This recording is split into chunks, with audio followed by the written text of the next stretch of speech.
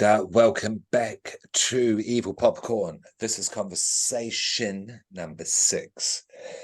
And yes. And yeah, I won't throw out any cliches about the number. Yeah. But yeah, we have the official cast, I guess. Let's just say that. All the best. Jackal, much love. I'll throw this out there just coming from me. I'm sure I'll speak for everyone. Yeah, much love to Jackal. Thank you for being with us on the first episode. Drop in any time. Absolutely. Yeah. Okay. Yeah, but we've got the official cast. So let's introduce, because yeah, we're on Zoom. Yes, we're getting all nostalgic for the pandemic. But yeah, we'll start with the person down below me on the screen. Who are you? Is it me? Yes. Yes, Okay. It looks different to me, so I'm like, I'm of course. beside you. That's my bad. That's my bad. Yeah, okay. Hi, I'm Sarah, the Scream Queen, and sometimes I still sleep with a nightlight on, depending on whether I'm feeling like it or not. And Okay. wherever you are. I'm Scott. You would know me from the first podcast as the Baron. Yes, I'm old, and that will inform my choices on tonight's conversation. Yes, and yeah, that's Mr. Popcorn. And yeah, Gene. There we go. Won't ever say that again. Now, what Scott is is alluding to in a humorous fashion is what we're doing tonight. We're doing a list. I know it's very internet, but hey, it's fun. And yeah, we're doing a horror list. Yeah, Right. And yeah, because it's Grocery lists are pretty up there. You like a good grocery list? Oh yeah, very helpful, useful. Yeah. I don't like to go in blind, Yeah, no, I feel you. I like a good to view list, to see list, and yeah. Anyway, top 5 horror films. That's what we're doing. Yeah. And yeah, so because it's the official cast, it's a very this is kind of setting the foundations. It is a very cliched thing to do, sure, but it's fun, and we are just setting the tone of who we are as a podcast. I think get to know us a little bit. Yes, yeah. exactly. I think me sleeping with a lamp on sometimes also is an informing what this list looks like. Nice. Yeah, no, I like that. I like that you changed it up from last time. Yeah. But I'm just curious, just to start, I am curious, we'll start with you, Scream Queen. How did you go about putting your list together? What was your criteria? What was the process? Well, when I thought of my immediately favorite horror movies, there are a couple that definitely just immediately came to mind. I was like, this is definitely in the list. So I had like, I took out a couple just thinking about it. And then when I got to thinking of, oh, what about the other 3? That's when I took to Letterboxd. I was looking at other people's lists and just sort of picking out. I think I got to a list of about 12 and then sort of started culling from there. So there's a list of like 10 other honorable mentions that did not make this list. And I'm sure if I made this list in a week's time, it would be different. Absolutely. But yeah, that's sort of how I started. Okay. Yeah, I like it. And I agree with you as well. Like, this can change tomorrow. Yeah, or later on that afternoon. Certainly not the top. These are the top films, the top 5 to top 10. Yeah, where they're placed. Because I get asked the question all the time, what is your favorite horror film? Because I'm into what I'm into, and I'm never really comfortable with answering it, but I'm not exactly sure why. Okay. I think one is the easiest for me. I think when you start getting down in the ranks, that's when things get cloudy, personally. Yeah. No, I would say no. I would have a definitive number one. Yes. Anyway, let's not get there just yet. Scott, yeah, how did you put yours together? Well, I did two things today. One was I went to my Facebook friends list, and sent some very French So, films in there. A you lot of consulted Emmanuel with stuff. French people. I did, Turn yes. to the French. Yeah. To remind me of films they liked to sort of kickstart the processes in my head. Mm. And what I got from most of that was my friends all really like horror films, which is great. But it occurred to me that there are a lot of films that, while they are great horror films and while they are truly scary, there were only certain films that actually scared me. So what I did was I did a little bit of internal thought and came up with a list of the top 5 films that actually made me scared, and had an effect on me afterwards. I'm very curious to hear this list. I'm so curious. Because I hear all the time, like, I like horror movies, but none of them actually scare me. Yeah, or there's Yeah. not a horror movie that could scare me, that sort of thing. Yeah, yeah. Yeah. And yes, and from such a, individual as yourself, there, Scott, you're a very dignified, intelligent man. And Sure. So we're expecting a very dignified, very yes, dignified I know I'm not list. going to get it. I know I'm not going to. Yeah. Yeah. We'll see. We'll see. And we're back. We had to switch platforms. Yes. I wanted to make a joke about something not allowed to talk about, but so I'm not going to. Okay. We Okay. are on Restream. And so we left off like the love of lists. Yes. And but let's not go too much long into lists because we don't have long tonight. Yeah. It's a mini-sode. Mini-sode, yes. A mini-sode, exactly. My list, I just went with movies that have impacted me in recent times. I'll just say that at this stage. Yeah, Okay. yeah, impacted me the most in recent times. Yeah. Okay. Baron, what's your number 5 top horror film? Okay, so number 5 of the top 5 films that have affected me during and after the viewing is a lovely little made-for-TV movie from 1972 called Gargoyles. Never heard of it. Now, Yeah, no, Gargoyles, neither have I. it was supposed to be a pilot for a TV show Oh, about yes. like an anthropologist and a paleontologist, anthropologist and paleontologist, same person, and his daughter traveling around finding stuff out. And That sounds great. they stumble upon this old guy who's got a shed, and there's a gargoyle skeleton up on the wall. And they're in the southwestern US, and then they go, oh no, we need to run away, all this is too scary. And then they get to the next town, and there's a whole colony of these gargoyle creatures, and just the physicality of the actors, the fact that it was the mid to late 70s when I saw it on TV late at night. I kept seeing these creatures pop up in my brain in like nightmares and stuff afterwards. By today's standards, very tame. But that actually scared you because of the age you were as well. Played a huge part, of course.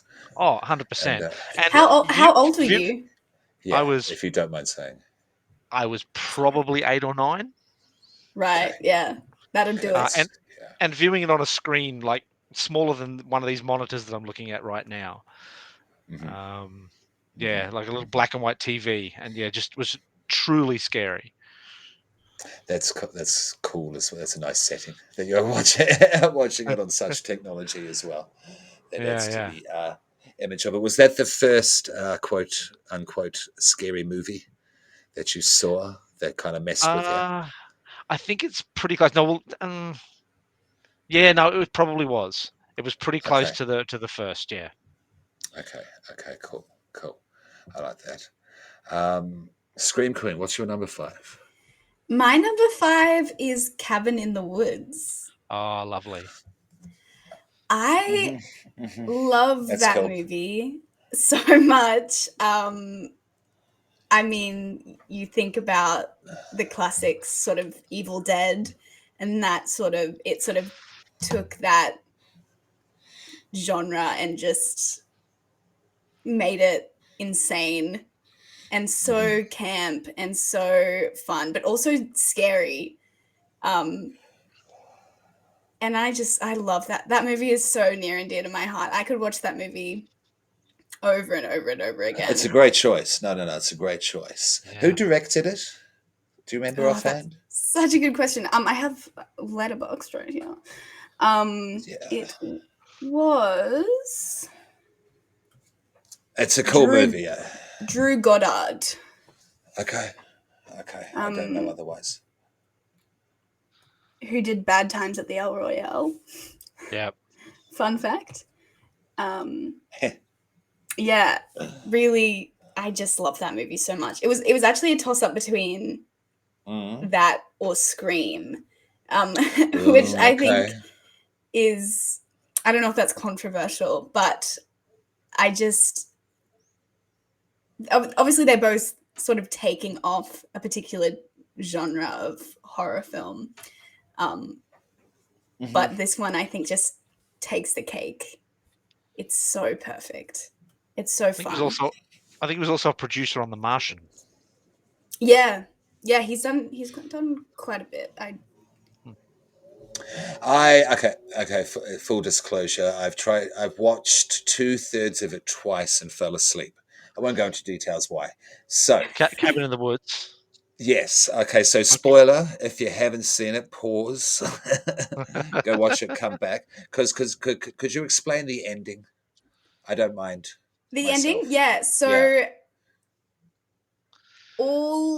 it's a big operation, essentially to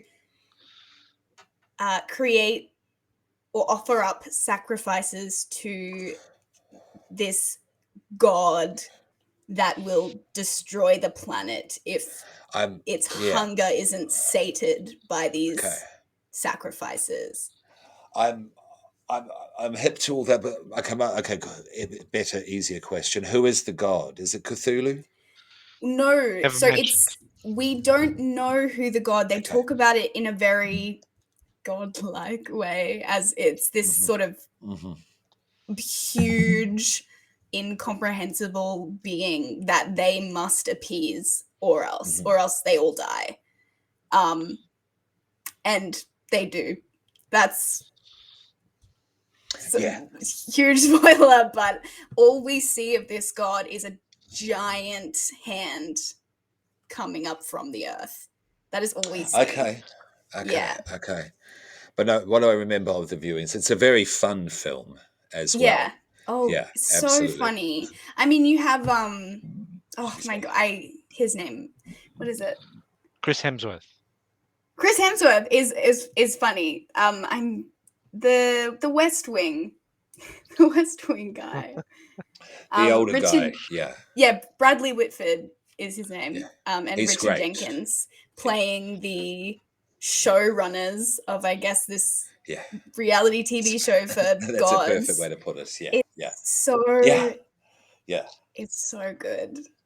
You just summed up the concept there. The Chris Hemsworth cameos is so fun.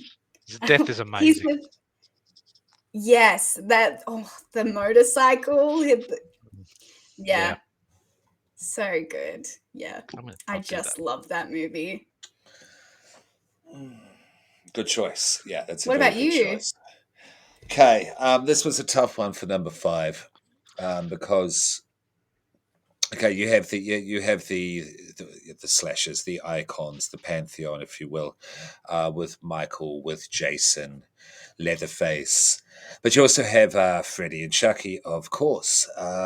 Pinhead you could throw in there, but anyway, and they were my 2 favorite growing up. Yeah, because I started watching this shit in the 80s as a kid. And those are the 2 that I had the most fun with. The silent, slow, but unstoppable, just will never stop. Silent shape of evil type killer is cool, but I really liked Freddy and Chucky because they're funny as well in a really vicious, funny way. So it was a real toss-up between Nightmare on Elm Street, the original Nightmare on Elm Street, or the original Child's Play, but Chucky's my man. I mean, he's right there. Yeah. Yep. So I went with the original Child's Play, which that's after my first scary movie, about 11, I think, 12-ish latest, was Nightmare on Elm Street original. This was number 2, maybe about a month later. That probably scared me more. I watched it recently, a few months ago, and it's actually a very suspenseful, sadistic, proper horror film. The first It one, is scary. It really is. Yeah. The And performances are so great. the performances are amazing. Brad Dourif, his voice work, it's probably my favorite piece of voice work. Yeah, full stop. And the fact that it's still going today, longest legacy. I could go on and on, but I won't. Check out the TV show if you are a fan and you haven't. I haven't seen For it. me, it's superb. Season 3 drops very soon. In October the 4th, yeah. But yeah, I won't go on, but it's definitely, the original Child's Play, my number 5. Let's switch it up. Number 4, Scott. What you got? All right, so number four is a lovely little film called The Changeling, and it's from 1980 by director Peter Medak. And look, there's nothing particularly outrageous about this film. It's just super creepy, very well made. It was shot in Canada. There's a Victorian mansion that this guy moves into, and there's ghosts in the mansion, and there's slamming doors and breaking glass and all that sort of thing. The mansion doesn't actually exist. They built a facade onto the front of an existing house in a suburb, and then they shot all the interiors on like sound stages. Cool. So the premise of the film is there's a professor. His wife dies in a car accident. His daughter dies with her. He teaches music, and he takes up a place in this long vacant Seattle, read Canada, mansion, and is dragged into a decades-old mystery that's there's an inexplicable presence in the mansion's attic, which turns into a little bit of a murder mystery kind of thing, but it is just one of the creepiest films I've ever seen. It's been on my list. Yeah, same. for a while, and I haven't watched it, so this is inspiring me to want to watch it. But this film, it's been remade a couple of times. Like I said, just this film is responsible for my fear of the dark. Oh, I like yes. That. Well, you know what I mean. Yeah, I don't like You're Afraid. I like that you're afraid of the dark. Yeah. There we go. Yes, I like it. Scream good. Yes, be afraid. Yeah, I've needed to see it. Yeah, if not for anything else, it's historical importance as well. I know this was very influential, and I like a good gothic horror. Yeah, at times, absolutely. Yeah, George C. Scott is amazing in it as well as the professor. They have the ball in this, the spooky little white ball that's rolled into frame. Yeah, or goes downstairs. Yeah. I've seen that snippet. The classic. Yeah. It's interesting watching movies and seeing where inspo for iconic scenes has come from, and I feel like it's probably one of those movies. Okay, well, quick question out to the podcast here. Are you guys keen on watching older movies? Yeah, absolutely. Yeah, cool, same. I actually haven't seen, there's quite a handful of classic horror films that I have yet to see. Okay, same. So, always keen. Yeah, well, okay. We'll keep this to after if we talk about it. We'll keep going. Is what I'm saying. Where are we up to? Number 4, Scream Queen. What do you have for us? I have The Shining. Oh shit! Heavyweight, fucking heavy hitter. Yeah, it's a big. I feel like I have to have just bang. Yeah. I have to have it in there. I forgot about it making this list, but it really truly is one of my favorite horror films. It's The suspense, the way it's shot, it's masterful. Say what you want about Stanley Kubrick.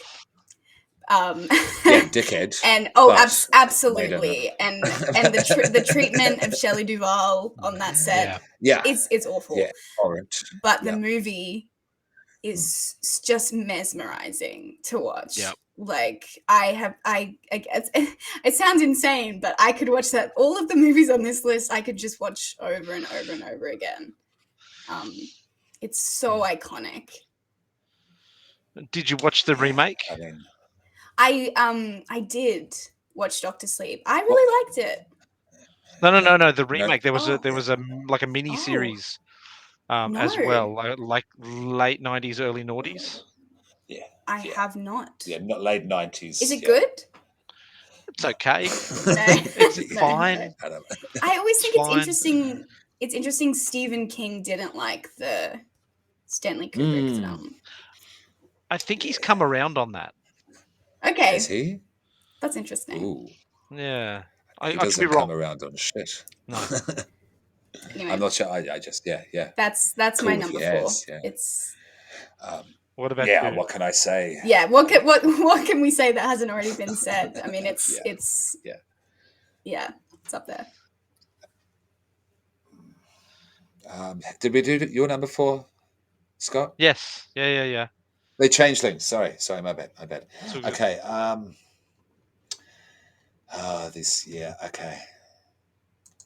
The suspense. The Witch. Oh, 25th. Yeah, yeah. 2015. Yeah, I'm going to throw this out there. Well, actually, I think you'll find it's pronounced Vitch. The Vivitch. Vitch. Yes, they call me Vitch. Yes. What's his name? I always get it Robert or Roger. It is Robert Eggers. Yeah. And with names are eluding me at the moment. The main actor, who the film's basically a vehicle for, Anna Taylor-Joy. Yeah, Anya. Taylor-Joy. Anya Taylor-Joy. Yeah, thank you.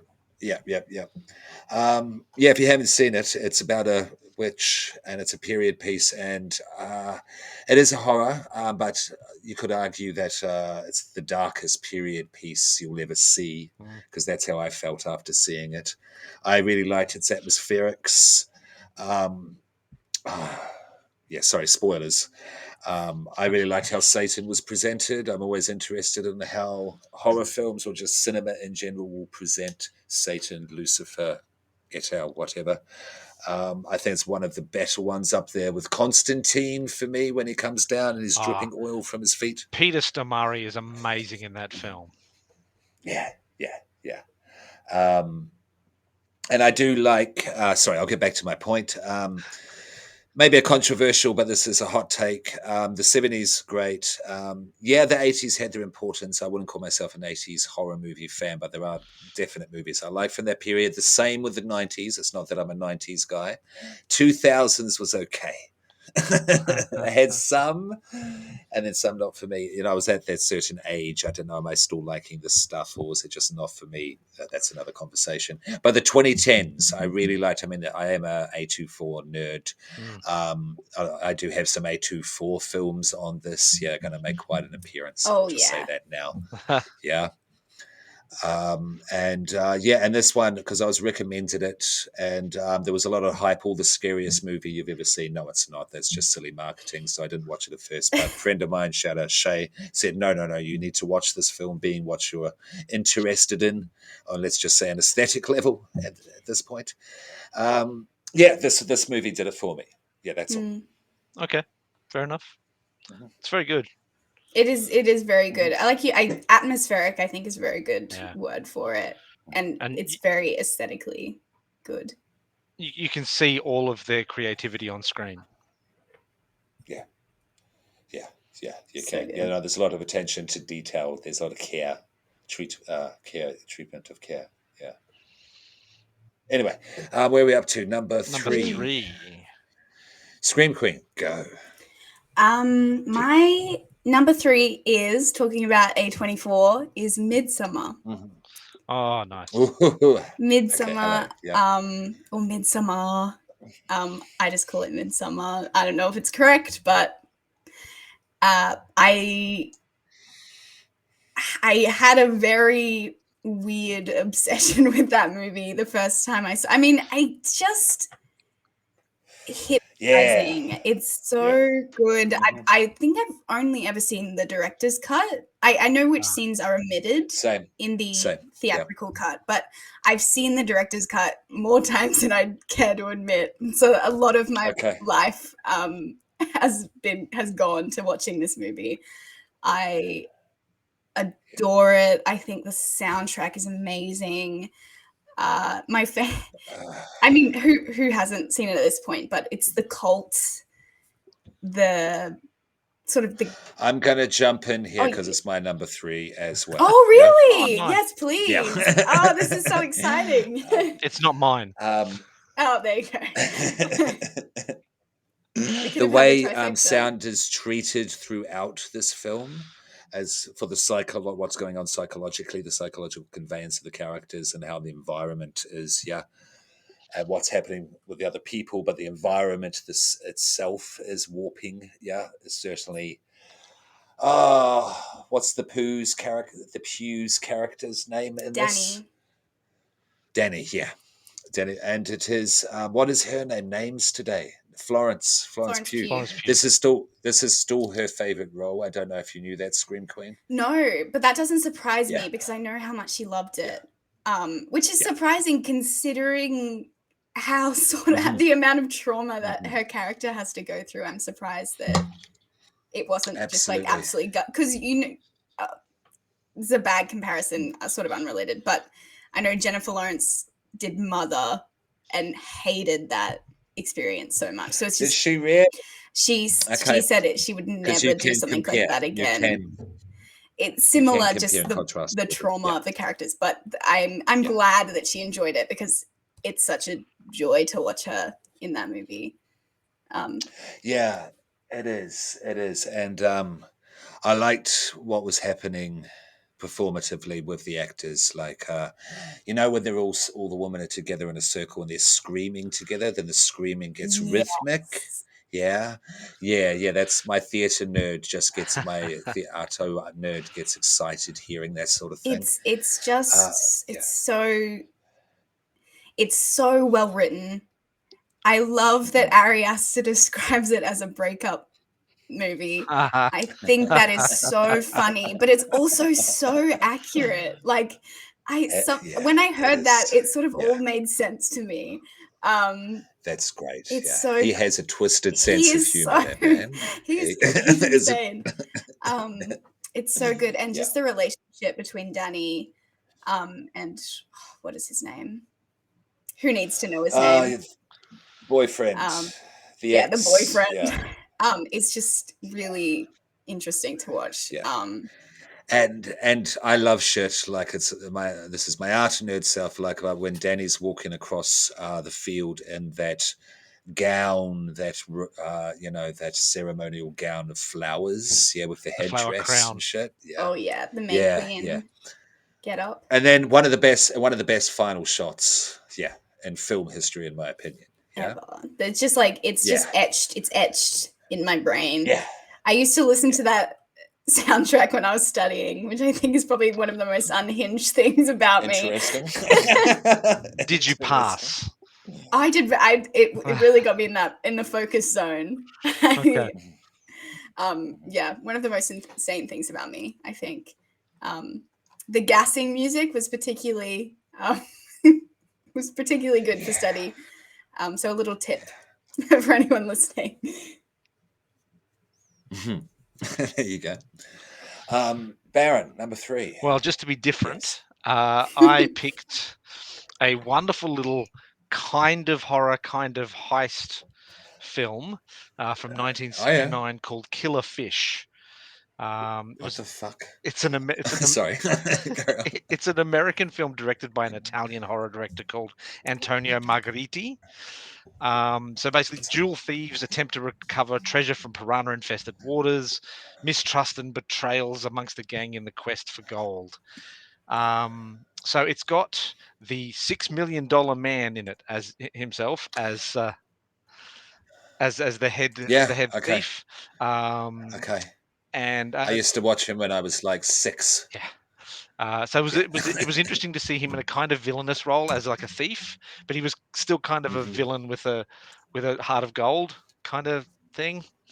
But the big thing from this film that scared me, and it was super cheap, and it's How did it scare you? still to this day, when I see this effect, it still gives me a chill.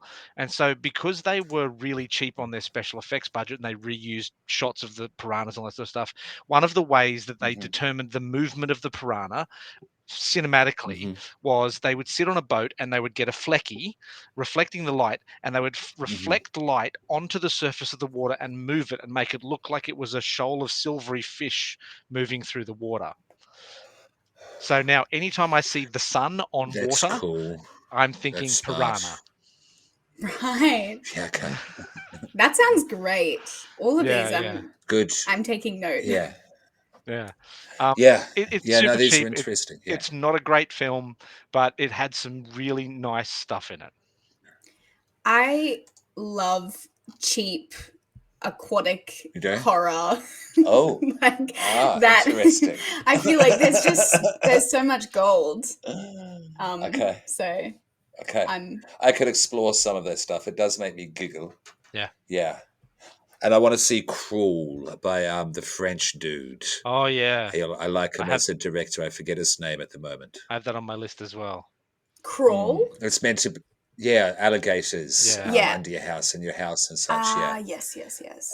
Yeah, it's meant to be a really good action film. Hang on, what am I thinking And he's of? a great director. He did Oxygen or Oxygen, if you're French. I don't know. Alexandra Aja? Yeah, Aja. Aya. Oh no, I have seen that one. No, it's Aja. He does say Aja. Alexandra Aja. Yeah. Aja. Yeah, no, I have seen that one. It's You've very seen good. Yeah. It's very good. Okay. If we're gonna rate crocodile alligator films, the Australian film Rogue kicks this one to death, but this is still a really good film. Yeah, I wasn't sure when I saw the trailer if it'd be good, so that's interesting. That's interesting to know. Yeah. I quite enjoyed it. And he did a really good one. Sorry. Yeah, I quite enjoyed it. Nice. He did a really good one called Oxygen. It's a science fiction film where a woman wakes up in basically a capsule in space. Yeah, it was his pandemic film, but it's pulled off really well. It doesn't feel like a pandemic film. It just stars primarily, what's the word, in a perfunctory way, one person. Yeah, it's really good. But carrying on. I'm going to start with number 2. My number 2, yes, keeping on the Ari Aster tip, Hereditary. Nice. Interesting. Yeah, I mean, this movie's dark. It's very dark. When you watch it the second time and you know what's building up, and you see where all the little seeds are dropped and how it's manipulating the characters and how they're just falling to pieces as human beings because of these dark supernatural forces. And evil older woman, what's her name? Toni Collette. Who's in this? Toni Collette is amazing in this. And from Handmaid's Tale, who played the matron. I'm going to cast now because she needs to be called out because she is one of the greatest actors, full stop, working at the moment. Ann Dowd.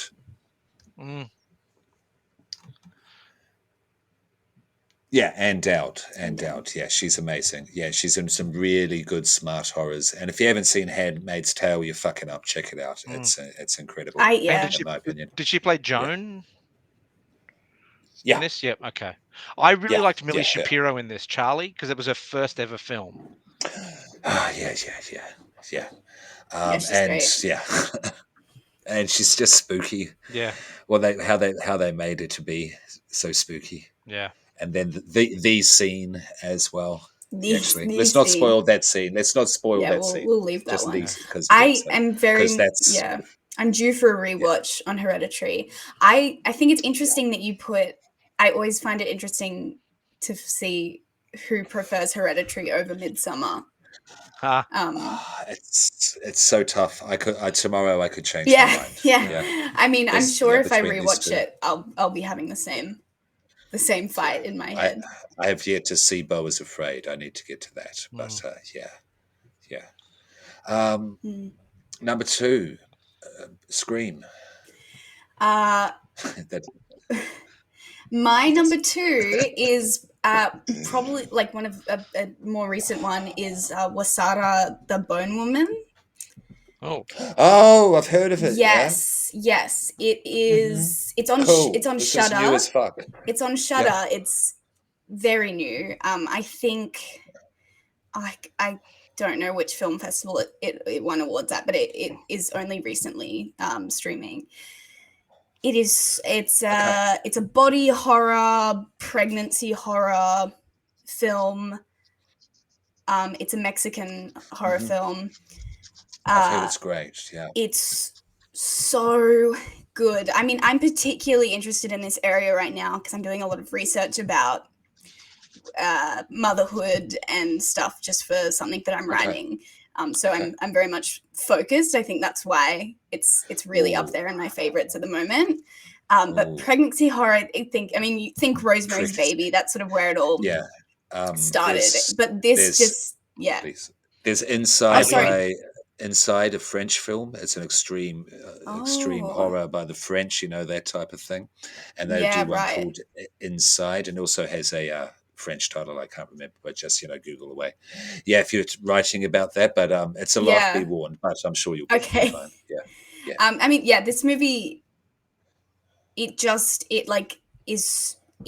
did it so perfectly. It's so well executed. The cinematography is amazing. The performances are amazing. It's surprising.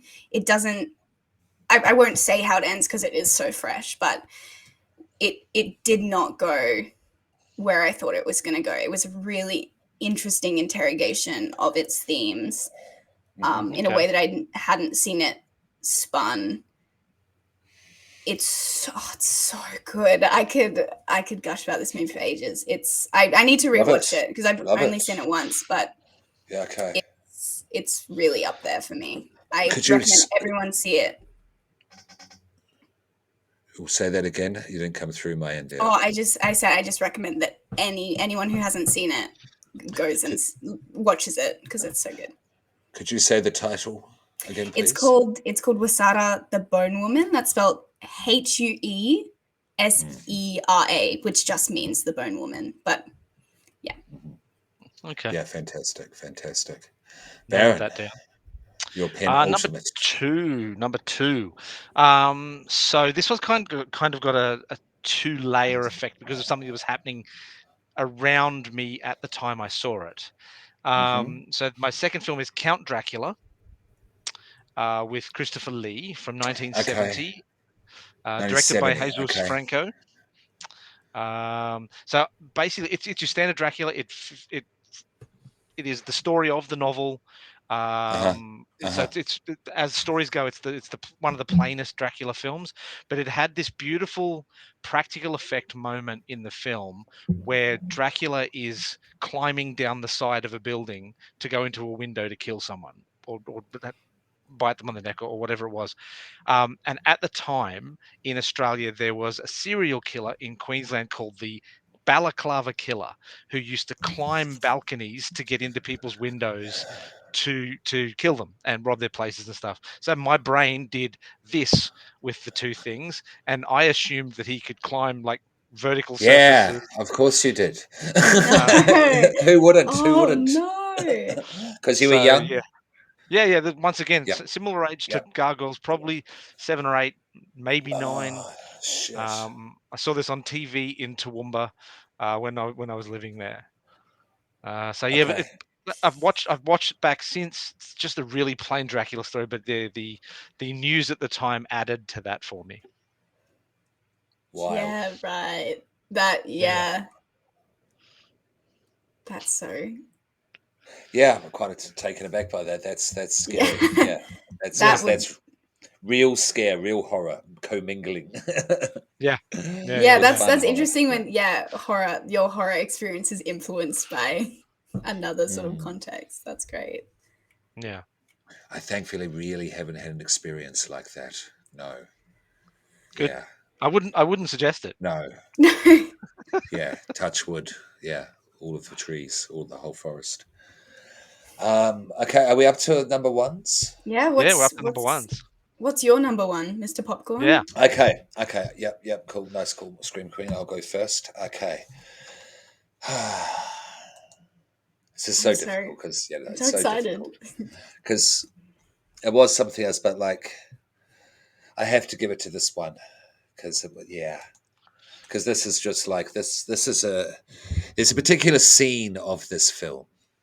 Yeah, it's the climax of this film that just disturbed me but delighted me. Like this is like this is how you build up to something. This is a proper slow burn.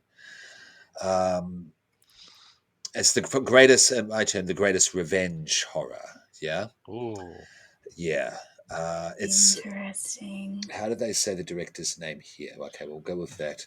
Is it Death Takeshi. Becomes Her? Is it Death Becomes Her? No, the haunted mansion. Take no shame on that. No shame on that. It's by Takeshi Miike. Takeshi Miike. Miike, how do you say his name? Do you guys know this director? No. Okay, Not, so this is. not by name.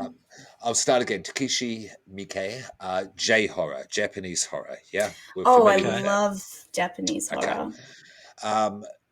This film basically invented it. This was the the precursor to The Ring. Yeah. Which Yeah, and I'm talking that's in one of my Japan. honorable Before. mentions. Yeah. Okay. And it's Audition. Have you guys heard of the movie Audition? No. No. Okay. Googling it now. Yeah, it's really good. It's really good.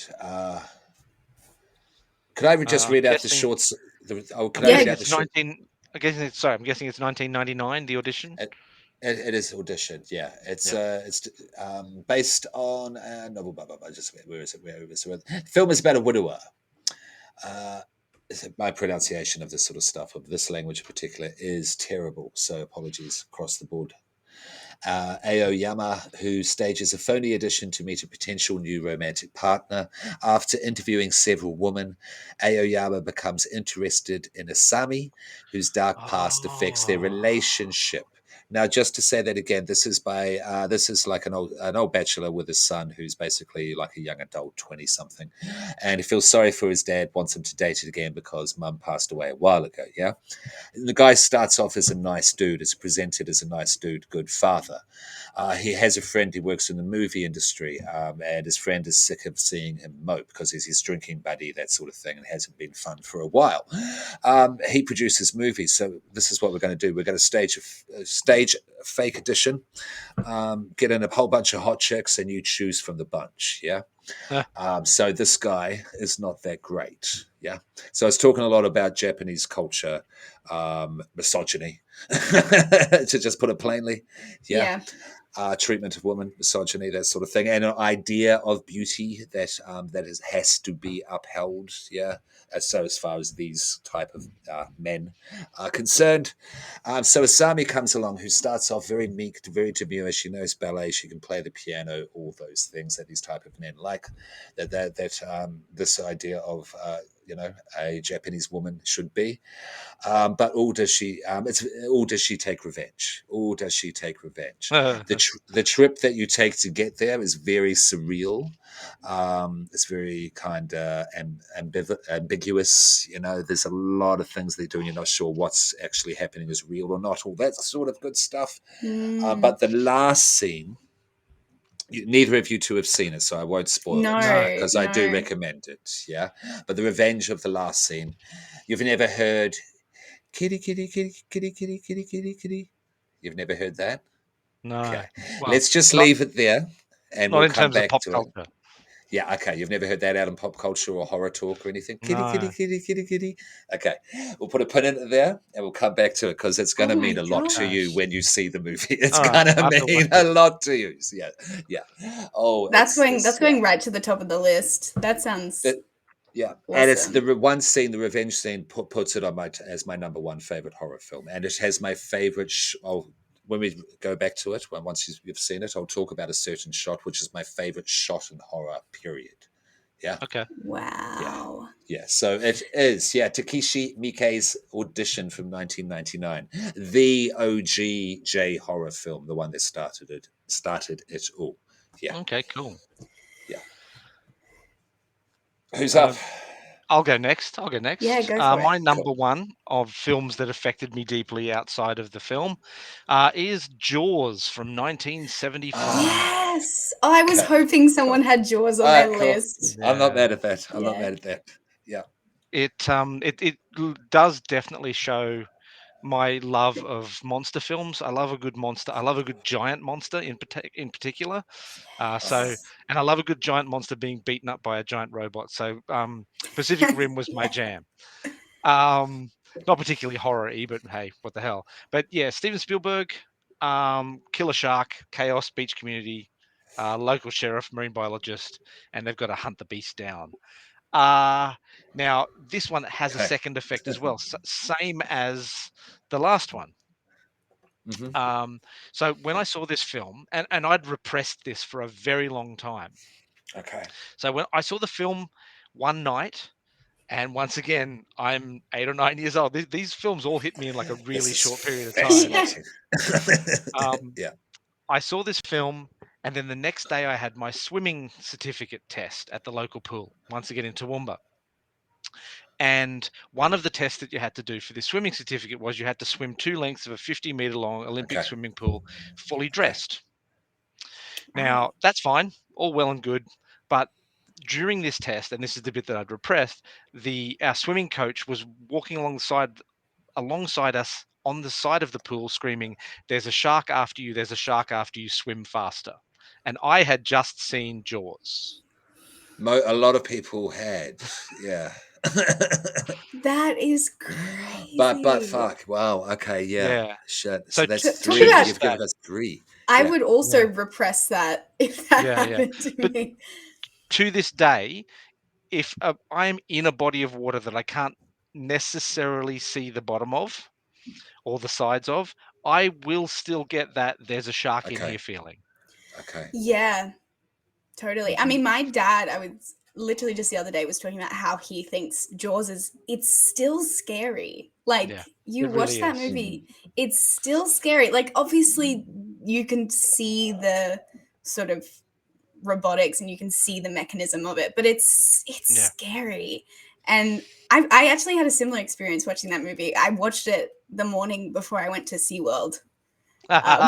It's not good. It's No. yeah. That's great. It's very influential in terms of slasher films as well. A lot of the suspense, Yeah. the use of the music and the Oh, build up, to The music. the big Oh. hit. Yeah, I can see a lot of influence. I found since watching other ridiculous shark horror films like Sharknado or Sharktopus or The Meg, the less realistic the sharks are, the easier I can deal with it. But if you give me a realistic shark in a shark film, I get the hibbly jibblies. It's given you a Yeah. phobia of sharks, basically. Yeah. This incident, hasn't it, for life? Yeah. Yeah, has it's traumatized either you. referred to as I'm sorry. chacharaphobia or salachophobia. So there's Okay. kind of a two thing there. Yeah. If you're looking for an Uki shark movie, I recommend the sequel to 47 Meters Down. Okay. I haven't seen the first one. I Okay. don't know what the sequel is called. It's the second one, but 48 meters down. 48. Yeah. It was I also have the same reaction to sharks in movies, and that movie really, really gave me the heebie-jeebies. It was surprisingly good. Like the scares were really Yeah. So I recommend And that. Jaws is still a favorite, but my 2 favorite shark films are Deep Blue Sea and Bait 3D, which was set in a sharks in a shopping center on the Gold Coast. Okay. So there's a Amazing. tsunami and some tiger sharks get into the Woolworths there.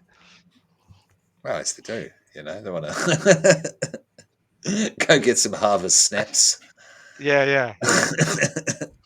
It's very good. Brilliant. Julian Good McMahon's choice. in that one. Oh, really? Yeah. Yeah, Jaws is great. Yeah, good That's choice, a good one. choice. And thank you for sharing, these three amazing kind of, if not traumatizing, but still amazing. Yeah. Um, connections to film as a child. And Yeah, I think that's I love your approach to the top 5. yeah, great. Yeah, absolutely. Yeah, because I just went with, the easy route. And, but all good picks, I think, across the board. And so I'm certainly interested and keen to hear what your number one is, Scream Queen, of horror films. This one was so easy for me. Probably not even just the horror genre. This is probably my favorite movie of all time, but it falls under the horror category, thankfully. My favorite horror movie of all time is Jennifer's Body. Fan-fucking-tastic. Yeah. Fan-fucking-tastic. It's Fuck Good call. Transformers. This is her film. This Yes, is Fox's this is her. film. I could go. I could talk about this forever and ever and ever and ever about how Megan Fox was made to be in that movie, Yeah. and how I wish she was in more movies like that. She's amazing in this role. Amanda Seyfried is also so good. It's funny, but it's also tragic. If anyone who hasn't seen tragic, it's about 2 teen best friends. There's a horrific accident in their small town where the bar that they're in burns down. A lot of people die. Something sort of happens to Jennifer that night, and she sort of transforms into this boy killer. Yeah. Sort of succubus. Succubus is a good one. Yeah, she turns into a succubus. I think, like, lore-wise, that's what she is. And it's about her friend sort of dealing with the fact that her childhood best friend kills people now. Yeah. And there's also a very, like, the relationship between Jennifer and Needy, her best friend, is very interesting, very complex. Yeah, it is. It is. It's kind of real at that age, certainly. Yeah. Yeah, and like their connection is so strong, but it's also so unstable, and it's so good. And there are some really scary. There's some darkness to it, though. There's some serious, legit darkness to it. It has some of the most funny dialogue, sort of quirky dialogue in any film that I've ever seen. I love the way Diablo Cody writes. She famously did Juno is another film that she wrote. Very different, but still that same quirkiness of who actually talks like this, but it's perfect. 100%. Yeah. Jennifer's Body. People didn't get it when it came out. It tanked. Okay, really? Did it really? Honest. Yeah, it didn't do well at all. The marketing was fumbled completely. Again, another thing that I could just go on and on about, but they sort of saw it as, sexy girl Megan Fox in a movie, let's put her on the poster, and completely attracted the wrong audience for that film. So Did you ever see Lindsay Lohan's horror movie? No. Oh, we have to watch that. Yeah, we have to watch that because it's so bad. But Herbie Goes Bananas. Fucking. MA is no. That would have been That's a Criterion film compared to this. This is truly an example of just throwing shit at the wall, and she gets all bad girl. Yeah, well, what is perceived as bad girl in this film, and it was a huge blow to her career. This was when the whole bad girl. This is just quoting the media. Started ramping up with Lohan as well. Yeah, it's very interesting. Not to derail there, but I was I didn't know that movie existed, so I'm very intrigued. Because it's of your time, there, Sarah, if I will. Yeah, it's of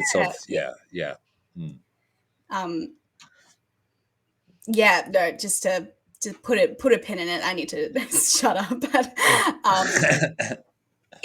But this was a huge movie of that time, though. It's a 2000s film, yeah. Yeah, so now it kind of has a cult following because people have been like, there we go.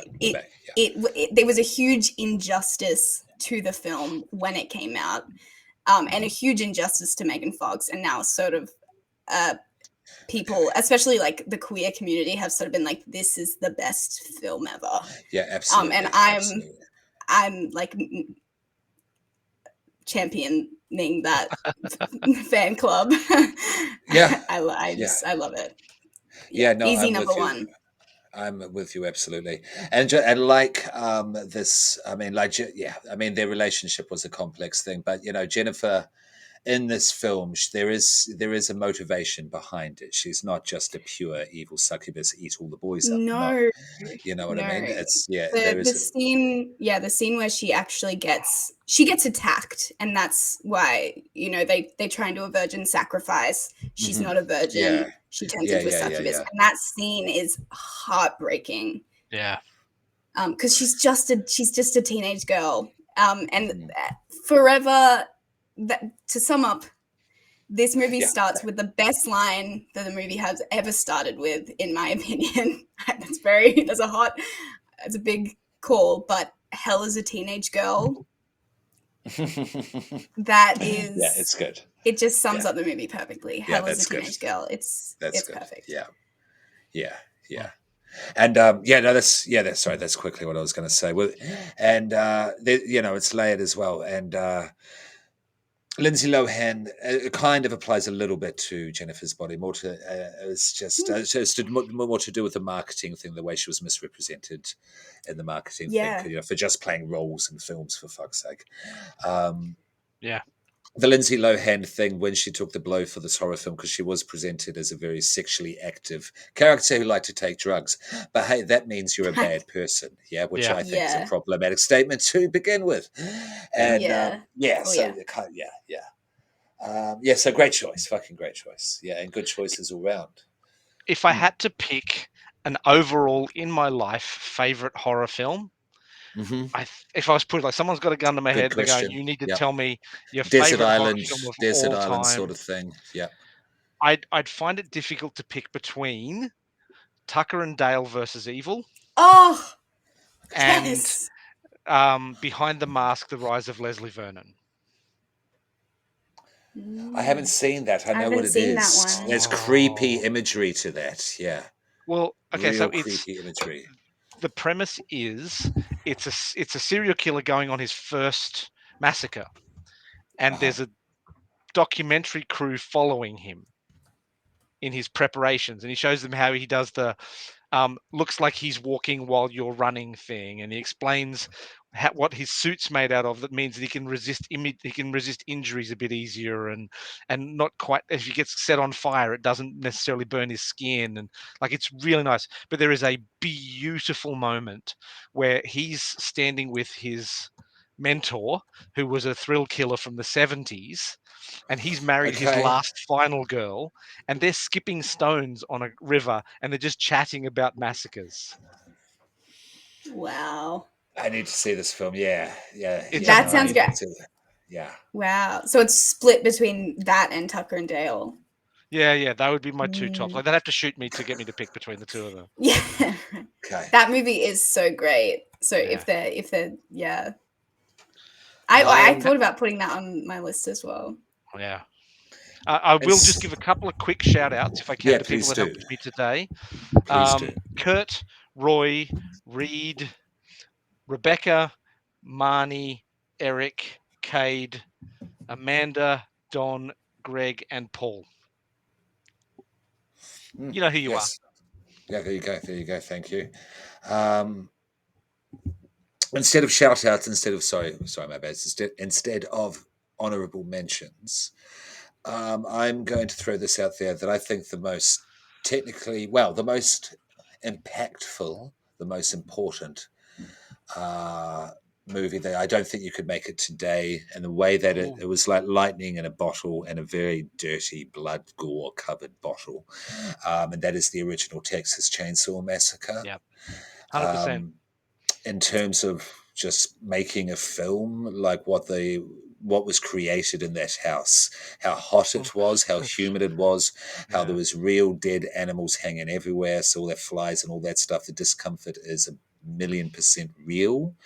And that's the horror of that film. Yeah. Because you don't see any blood or gore in that film. It's just very No. good editing and just horror conveyed through the character, born on a lot of discomfort for a shoot that took way too long, that all of the actors hated the director for a good 2 decades after making that film. I'm not saying any of this is excusable. I'm just saying what happened. What came out of that is just one of the darkest pieces of art that's ever created. Yeah, Tobey Hooper, rest in I peace. still Texas have yet Chainsaw to see that movie. Yeah. I have not seen it. I went to see the prequel that they released some years later at the cinema. I get to about the halfway point in the film, and like everyone, you got it, you got it. You'll be the final girl, and you're gonna get out, and you're gonna do the thing, and they'll get caught. And I went, oh wait, this is a prequel. None of these people get to survive. No. So I just changed. I went, well, I'm going for the baddies now. Nice. It's being made into a video game. Sorry, just Yeah. a little aside. The Texas Chainsaw Massacre. It's recent as well, yeah? Yeah, very. Yeah, I haven't heard any reports. I haven't played it myself. I don't think it's out. I use gamers. Yeah, I play Pokemon Go. I play Sims.